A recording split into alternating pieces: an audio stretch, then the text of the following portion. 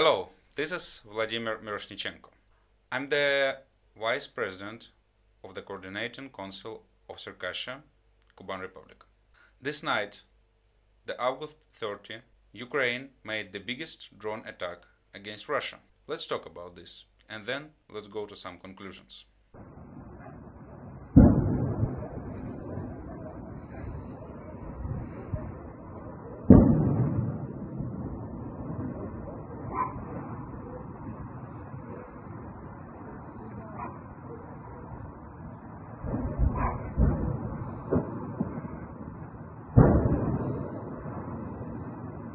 The airport of Pskov. Between 4 and 6 airplanes were damaged by the drone attack. Why we don't know how many? Well, because there are different information from different sources. Some people say that they were 4, some people 6. Also, we don't know how much damage there were, but at least 2 of them were burned. What does it mean that they are burning? It means that you will not be able normally to reconstruct them, to repair them. So Russia lost at least 2 of the airplanes.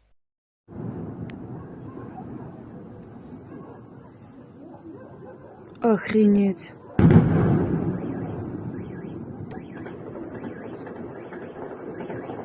Что за хуйня?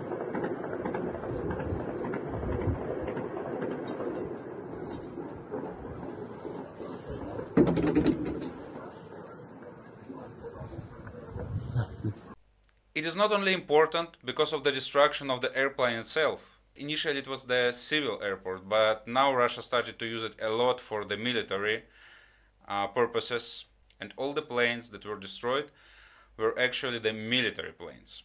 So, why it is important? Russia now knows that this airport is not safe already, so they will need to take all the airplanes that are still there and put them to some other regions, which means that they will lose time. They will not be able to use these airplanes while they are relocating them, rebasing them. Another thing, it just means that all their logistic will have to be replanned. They will have to make new plans, new roads, etc. It's time again. So, what does it mean? That during all this time, these airplanes will not, well, it depends on the plane. Maybe will not bring the charges for Russian soldiers, maybe will not bomb Ukrainian cities. It depends, but anyway, they will not be used for this. Another attacks in Pskov region were the attacks to military bases and military depots. In the city of Bryansk, the big fire started at the Microelectronics factory.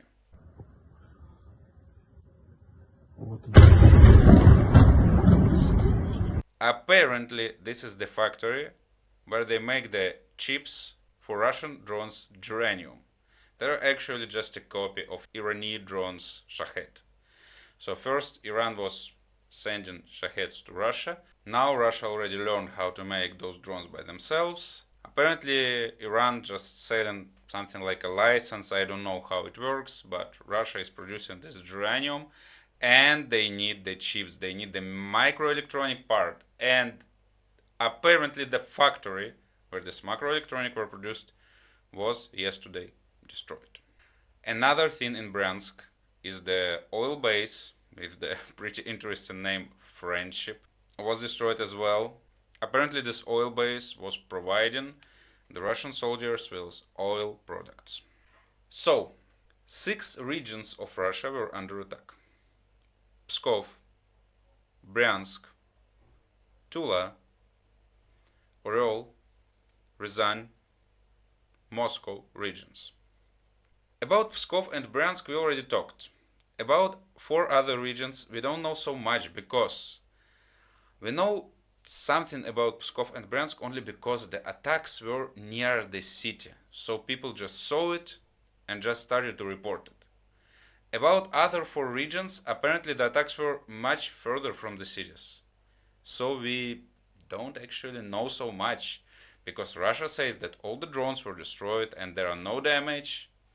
And yeah, of course, let's believe it. But it's really difficult to know what happened on those regions. Another interesting thing about this: 6 regions, Do you know how many air alerts there were in Russia? No one. Zero air alerts. It's a little bit about how much Russia cares about its own citizens. But what all of this means? Let's get to some conclusions. First, as you might know, Ukraine was attacking with its drones some objects in Russia during the last couple of months. They attacked the Moscow city towers. It's just big skyscrapers in Moscow. They attacked Rublyovka. Rublyovka is just an extremely wealthy district where there are some oligarchs, some highest bureaucrats, etc. They also attacked some buildings in Moscow, in other cities, etc. And many people didn't understand because those drones were without explosives. So it's like, what are you doing? Just to make a psychological damage to Moscow people? Maybe, but there were another theory that maybe Ukraine is just trying to make some roads, trying to find some roads where there are no Russian anti-aircraft defense, or where this anti-aircraft defense is not so strong.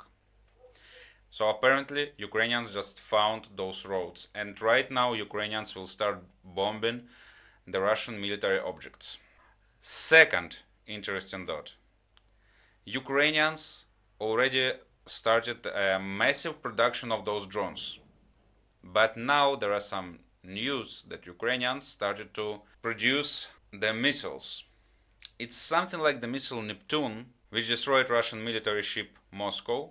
But those kind of Neptunes can just fly for several hundreds of kilometers. So it means that Ukraine will be able to attack Moscow, etc. Because if drone can go there, the missile can as well. Another thing that we need to say, it's about Russian anti-aircraft defense itself. It's like apparently it is pretty bad. The Russian anti-aircraft defense just doesn't work. They cannot do anything against Ukraine. Or maybe Ukrainians are just too good, but we don't know. But what happens that Ukraine now has one of the best anti-aircraft defense in the world. And Russia, well, you saw it yesterday. Now, there is another theory that actually we don't have to say so many bad things about Russian anti-aircraft defense, because some people say that those drones weren't actually sent from Ukraine. Those drones by them were sent by some local people that are inside those regions.